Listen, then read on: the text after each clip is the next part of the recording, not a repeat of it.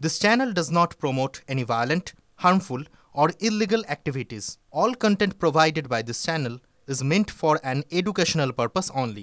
সমস্ত গুরুত্বপূর্ণ খবরের দিকে আর এই মুহূর্তে বড় খবর কি আরজিকর কাণ্ডে নির্মল ঘোষকে এজেন্সির তলব সিজিও কমপ্লেক্সে হাজিরা নির্মল ঘোষের সরাসরি আমরা আপডেট নেব স্পট থেকে সুপ্রিয় ঘোষ আমাদের প্রতিনিধি রয়েছেন সুপ্রিয়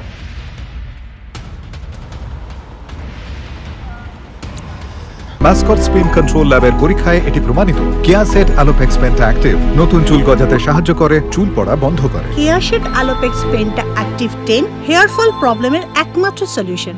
দেখো সকাল 10:30টার কিছু সময় পরেই আমরা যেটা দেখলাম যে পানিহাটির তৃণমূল বিধায়ক নির্মল ঘোষ তিনি গাড়ি নিয়ে এসে সিজিও কমপ্লেক্সে যে সিবিআই দপ্তর সেখানে পৌঁছন এবং তারপরেই সিবিআই দপ্তরে তিনি ইতিমধ্যেই রয়েছেন এবং আমরা যেটা জানতে পারছি যে তিলোত্তমা খুন এবং ধর্ষণের মামলাতেই তার কাছে বেশ কিছু তথ্য জানতে চাওয়া হয়েছে তদন্তকারীদের তরফ থেকে এবং সেই বিষয়কে সামনে রেখেই তার কাছে সিবিআইয়ের তরফ থেকে ফোন যায় এবং সেই ফোনের পরিপ্রেক্ষিতেই তিনি ইতিমধ্যেই সিবিআই দপ্তরে এসে পৌঁছেছেন এমনটাই আমরা সিবিআই সূত্রে জানতে পারছি। কিন্তু কেন নির্মল ঘোষ পানিহাটির বিধায়ক, দেখো এক্ষেত্রে যেটা সবথেকে তাৎপর্যপূর্ণ সিবিআইয়ের তরফ থেকে বারবার আদালতে যেটা দাবি করা হচ্ছে যে এই গোটা ঘটনার পেছনে একটা বড়সড় ষড়যন্ত্র কাজ করেছে।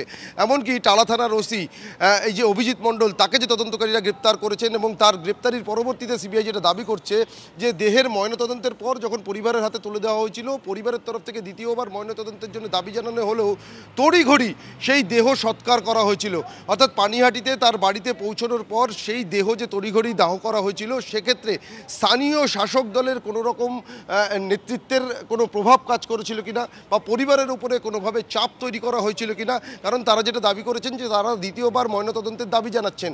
তো দ্বিতীয়বার ময়নাতদন্তের দাবি থাকলেও কেন এই এমন একটা পরিস্থিতি হলো যাতে তড়িঘড়ি, কারণ সিবিআই কিন্তু ইতিমধ্যেই তদন্তে তাদের হাতে যে তথ্য উঠে এসছে যে দেহ ময়নাতদন্তের পর যখন আরজিকর মেডিকেল কলেজ ও হাসপাতাল থেকে ছেড়ে দেওয়া হয়েছিল তারপর তার বাড়ির এলাকায় পৌঁছয় এবং সেখানে নিয়ে যাওয়ার পর খুব দ্রুততার সঙ্গে সেই দেহ যাতে সৎকার করা যায় সেই কারণে শ্মশানে নিয়ে যাওয়া হয়েছিল। আর এখানেই কোনো প্রভাব খাটানো হয়েছিল কিনা বা কোনো চাপ তৈরি করা হয়েছিল কিনা পরিবারের তরফে এবং এই বিষয়ে, কারণ নির্যাতিতার বাড়িতেও কিন্তু তৃণমূল বিধায়ক নির্মল ঘোষের উপস্থিতি ছিল, এমনকি যেদিন দেহ উদ্ধার হয়েছিল সেদিন দুপুরে আরজিকর মেডিকেল কলেজ হাসপাতালেও পৌঁছে গিয়েছিলেন পানিহাটির বিধায়ক নির্মল ঘোষ।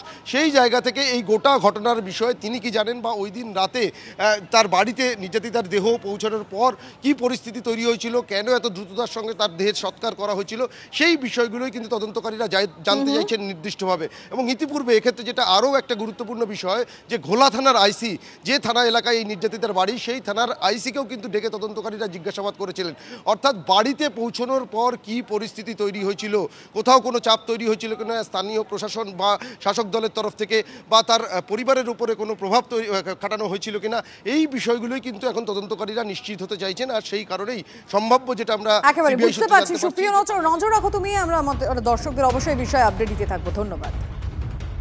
আমিও বলিনি, আমার সঙ্গে টাইম হয়েছে, কথা হয়েছে।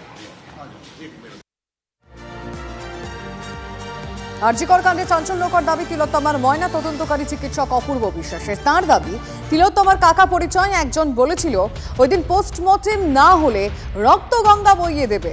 বাড়ির লোকই বলেছিল তাড়াতাড়ি করতে, পেপার আসতে দেরি হওয়ার জন্য পোস্টমর্টেমে দেরি হয়েছিল। বিস্ফোরক দাবি অপূর্ব বিশ্বাসের। রবিবার পোস্টমর্টেমে গঠিত মেডিকেল বোর্ডের সদস্য অপূর্ব বিশ্বাস ও 3 জনকে জিজ্ঞাসাবাদ করে সিবিআই। পোস্টমর্টম করার জন্য মেয়ের কাকা পরিচয় একজন ছিল যে বলেছিল ওই দিনকে পোস্টমর্টম না হলে রক্তগঙ্গা বইয়ে দেবে। বাড়ির লোককে বলেছিল তাড়াতাড়ি করতে, পেপার আসাতে দেরি হওয়ার জন্য পোস্টমর্টম একটু দেরি হয়েছিল। বাড়ির লোক থেকে প্রেসার করা হয়েছিল ওই দিন পিএম না হলে রক্তগঙ্গা বয়ে যাবে। এক্স কাউন্সিলর বলে একজন কেউ ছিলেন, নাম বলতে পারবো না। এক্স কাউন্সিলর বলেছিলেন? হ্যাঁ, ওনার বাড়ির বলেছিলেন, আমাকে বলেছিলেন, ওনার রিলেটিভ একজন কেউ, নট ব্লাড রিলেটেড, মেবি বাইরের কেউ, বাইরের লোক। আচ্ছা, বলেছিলেন পোস্টমর্টম ওই দিনই করতে হবে, ওই দিনই করতে হবে, ওই দিনই করতে হবে। মানে উনি কি এখানকার না ওই ওনাদের বাড়ির? ওনাদের বাড়ির, ওনাদের বাড়ির ওখানে।